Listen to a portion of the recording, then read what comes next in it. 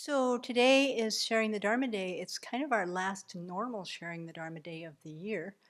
We've been doing this book, An Open-Hearted Life, by Venerable Thupten Chodron and Dr. Russell Koltz, local psychologist. It's been a beautiful textbook. It has 67 chapters, 60-something chapters, 68, 69, 69 chapters. You win, Tenzin. That means that it is probably 69 divided by 7 months a year we do it. So it's been how many years that we've been doing this book? About, yeah, 7 or 8 years we've been doing this book. And now we are at the end. Not only are we at the end, but Venerable Simke will tell you, we're doing a chapter that doesn't exist in the published version. It was in the original manuscript and was rejected.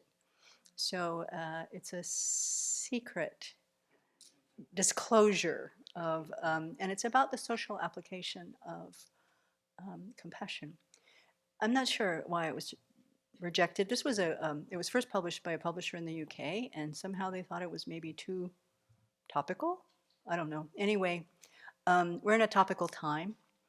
And so also Venerable Chodron and Venerable Sangye Kadro are both traveling right now. They're both receiving teachings from Song Rinpoche in California.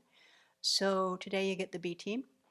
I will be leading the meditation this morning, and the Venerable Samke will do the talk. So I think everybody here is this your first time? No, I don't think so. Yeah, it's been a long time. Okay, so everybody here is familiar with the rundown. We don't need to do much detail on that. So what we'll do this morning is we will do a little bit of settling meditation, just to calm our minds. Then we'll go into silence. We'll do some breathing meditation to settle everything down, your mind, body, to the extent that it can be done.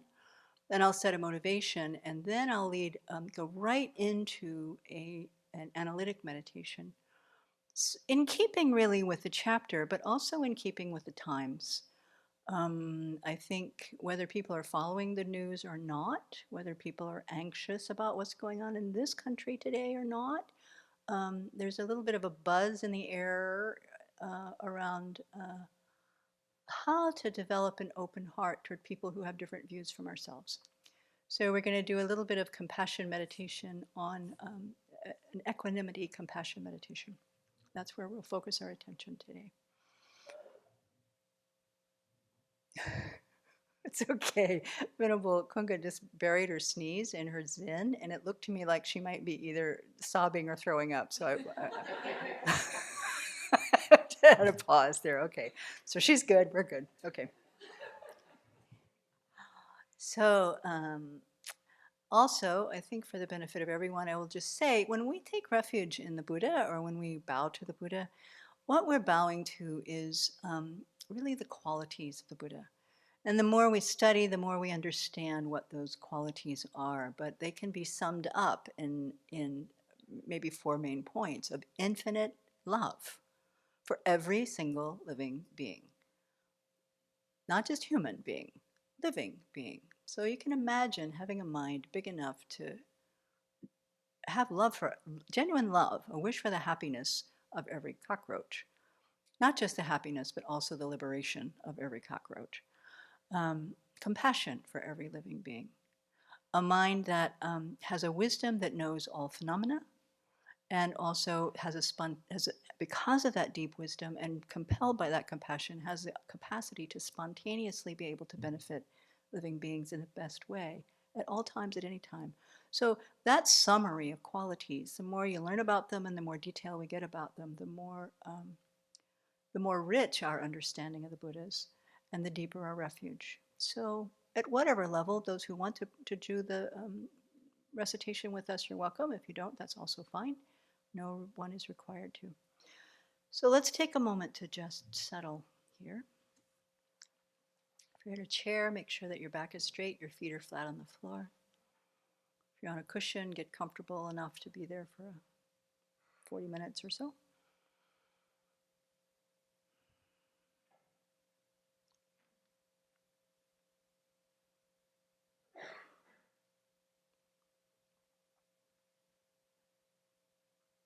Be aware of yourself in this space, first of all.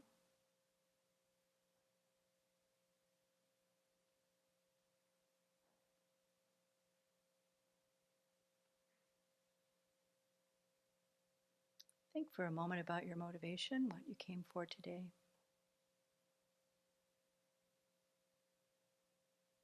And just open your mind, your heart to share this Dharma time together with the people in the room or people online.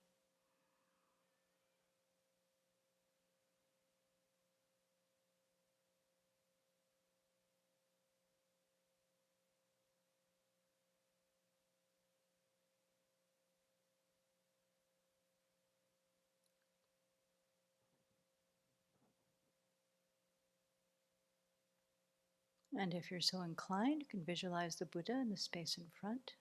All those qualities I just mentioned, taking the form of a body of light, a golden body of light in the shape of the Buddha, seated on a lotus sun and moon seat. Or you can just imagine a ball of light, if that's your preference.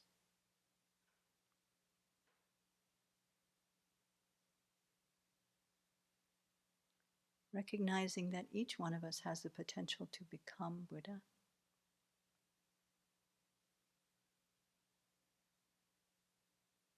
And by bringing this image to mind, we touch into that. We remind ourselves of that. Admiring, aspiring, developing the conviction to become that.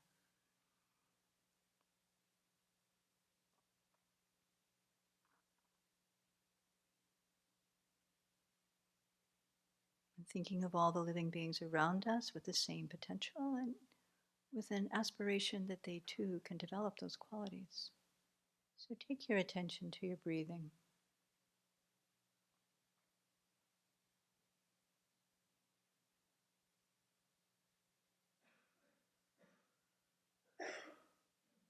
Noticing the in-breath, the out-breath.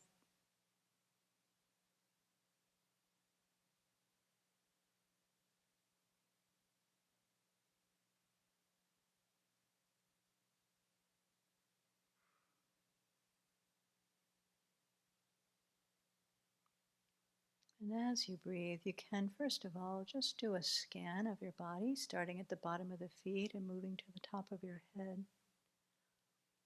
Slowly trying to take your mind from body part to body part. Noticing how the sensations in your body, if there's any tightness or tension or pain even. See if you can let yourself breathe into it and let it soften and release.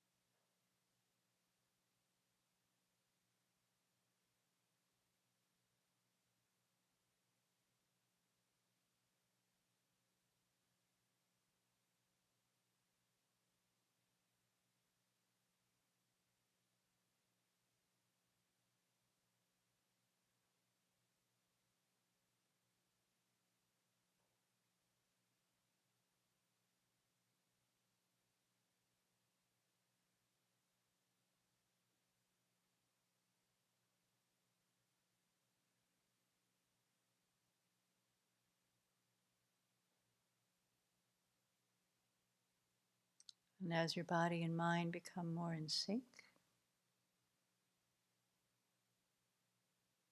you can begin to move your attention to a specific place on the body, either at the rising and falling of the belly with the breath, or you can focus in a little more tightly and be aware of the air moving in and out of the nostrils over the upper lip. But place your attention lightly but firmly on that spot. And we'll let the movement of the breath be the focus of our meditation, the object of our meditation.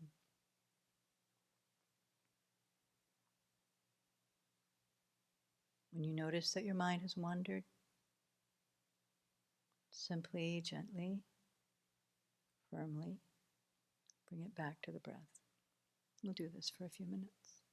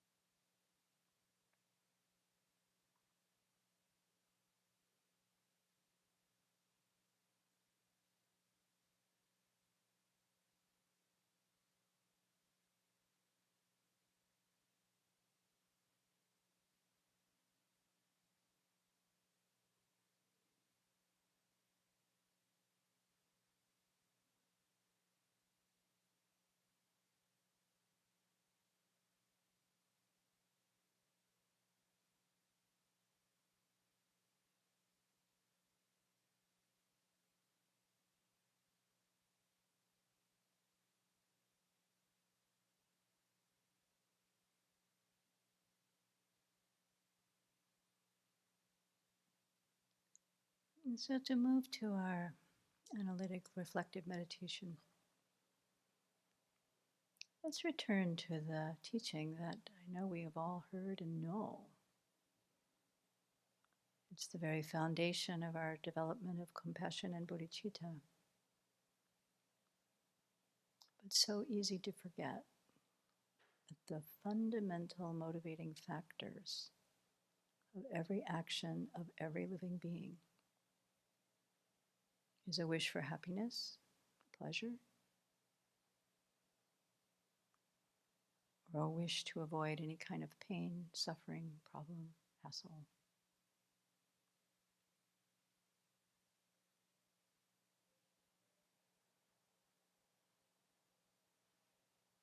It sounds very simple. It sounds very obvious. And yet realizing this, really taking this in deeply, is a very profound understanding. So check for a moment for yourself. Is it true that my actions, underneath all my other motivations, underneath all of it, my basic driving forces are to achieve happiness, pleasure, and to avoid suffering? Check.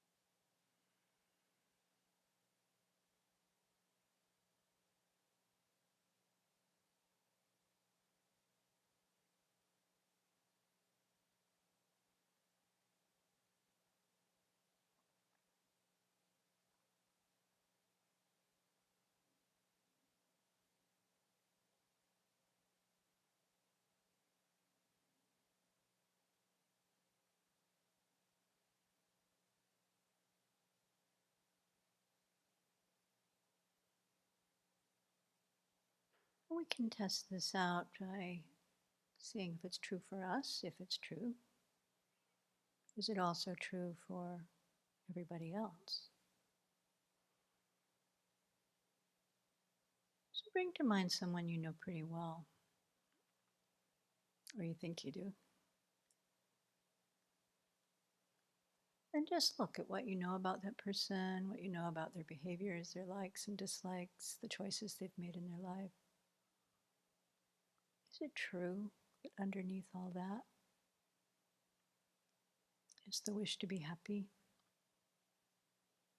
and the wish to avoid even the slightest discomfort?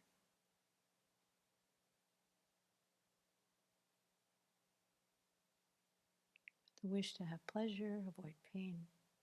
See if it's true for that person.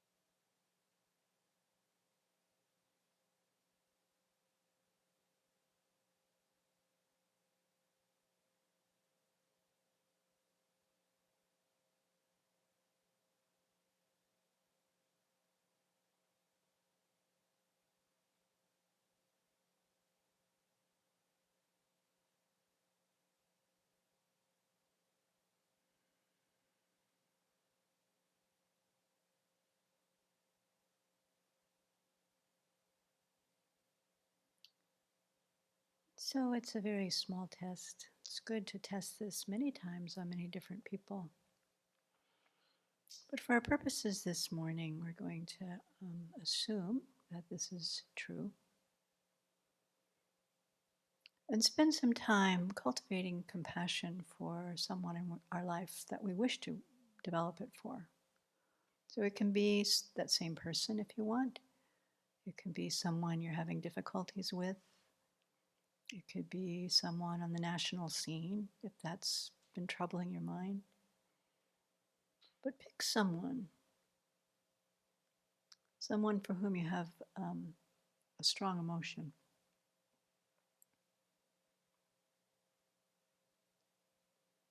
And picture this person in your mind. It will take a minute to make your decision.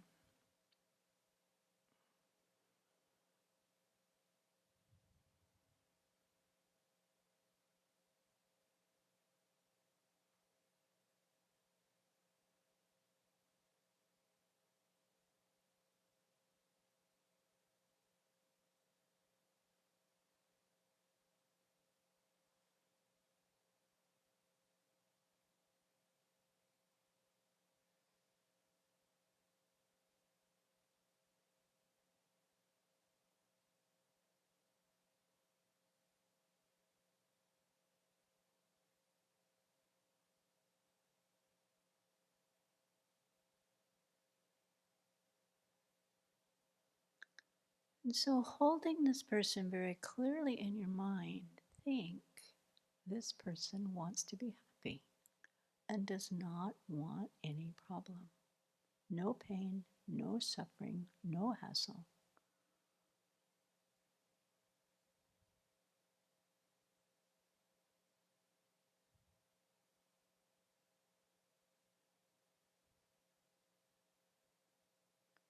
And they are just like me in that regard.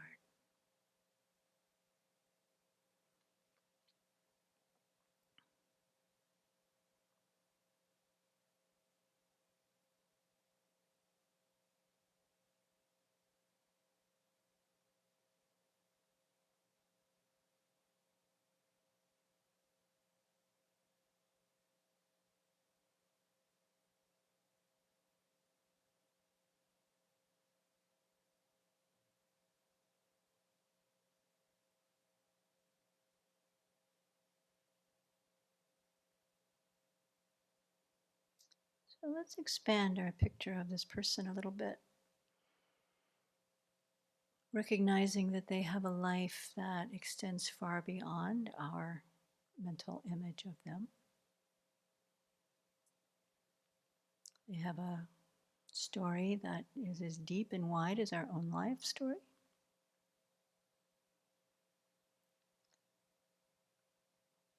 They have hopes, dreams, fears, struggles, moments of happiness, many problems.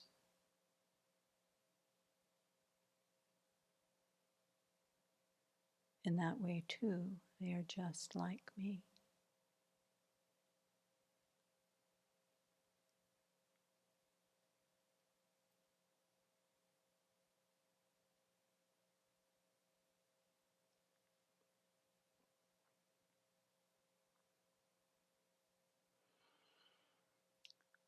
So we're going to take a little time to let yourself really imagine the whole life of this person. Thinking of them as a newborn, as a baby, born into a confused world that they don't understand, confusing world. Imagine that person as a newborn, beginning to grow up and explore their world.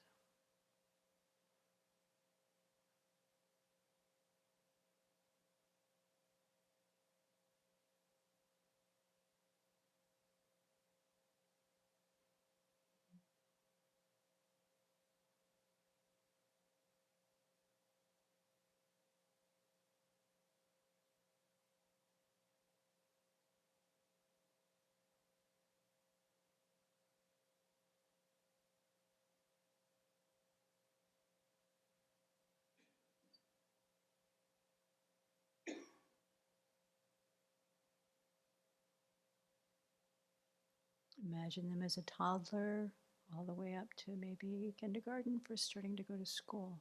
What was it like for that person? What was their environment? What did they experience? Hoping to be liked, hoping to be good in their class, or maybe not.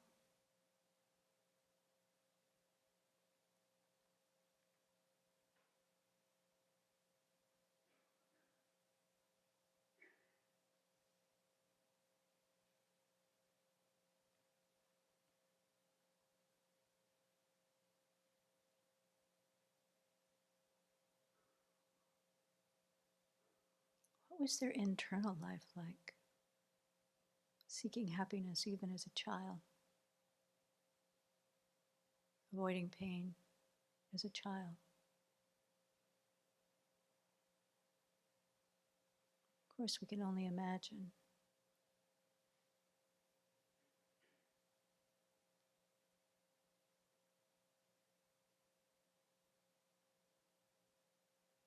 Think of the inner life of that person becoming a teenager, preteen, teen years.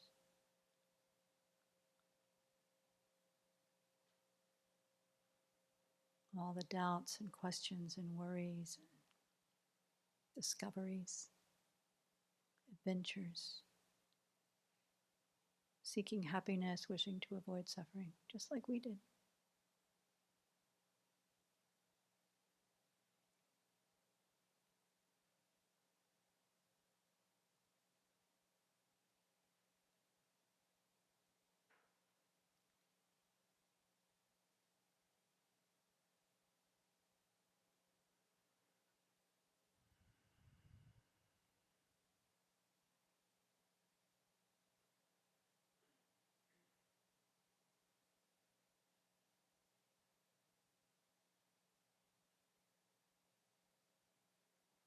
And then imagine the person becoming a young adult or an adult. We're probably coming to the age that you know them now. The triumphs, the successes, the failures, the inner development, the inner losses, fears, insecurities, talents and skills developed.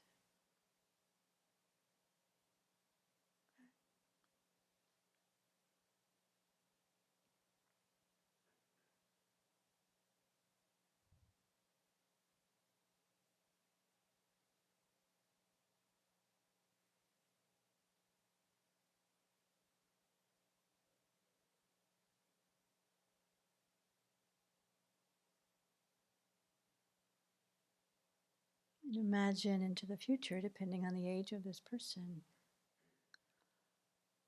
of how their aging will look, losing abilities, beginning to lose friends and family,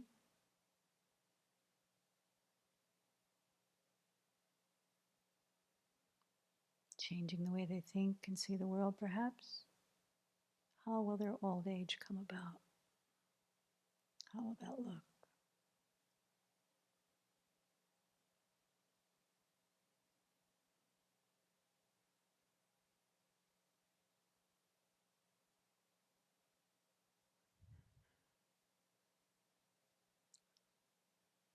And take your imagination, this journey right up to the deathbed of this person.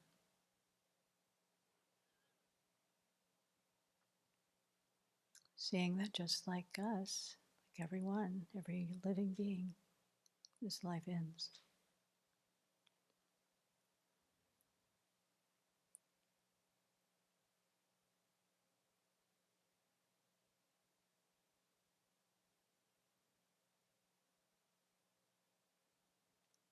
Imagine how they felt, how going towards happiness propelled each moment, each movement, or avoiding suffering.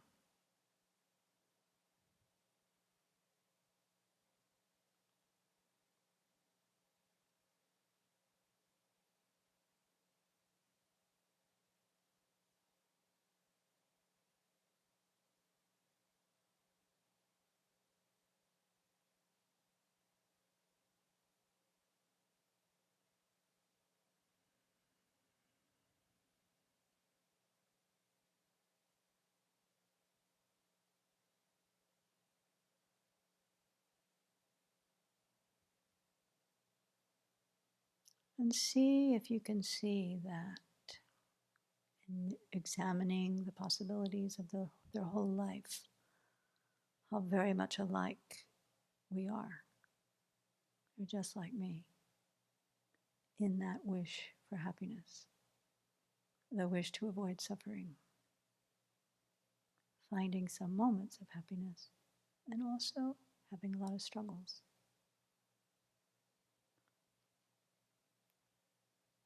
Having good qualities, overwhelmed by their affliction sometimes.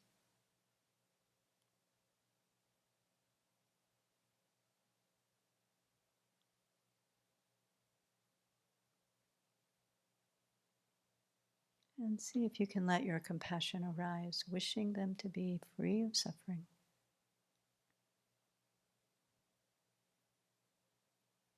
Wishing them to have the happiness they seek.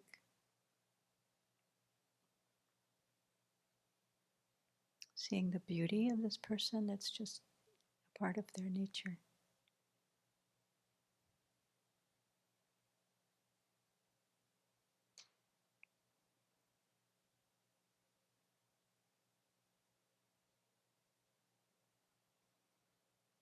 And whatever warm feeling or wish for them to have happiness or sense of compassion that's arisen for this person, whatever progress we might have made there, then let's extend that from your heart, sending that wish for everyone in the room, everyone in your life, everyone on the planet, to be free of suffering and have happiness, genuine happiness, and the causes for these, causes for happiness.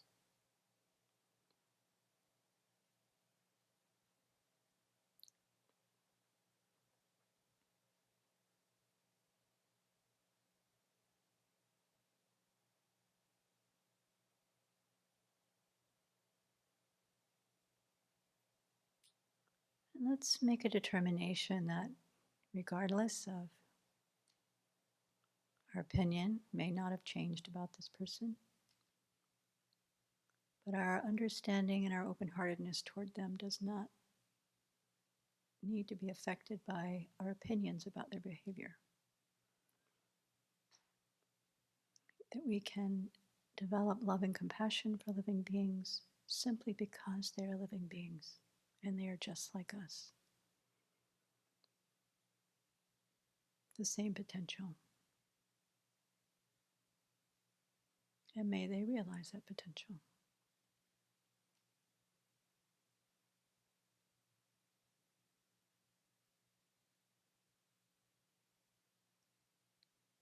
And may we realize that potential as well.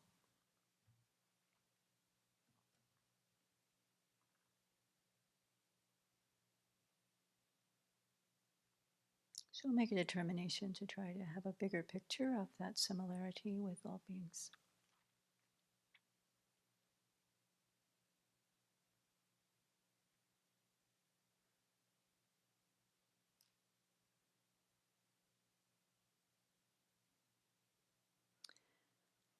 You can bring your attention to the Buddha again on the space in front of you. Will come to the crown of your head, dissolves into you.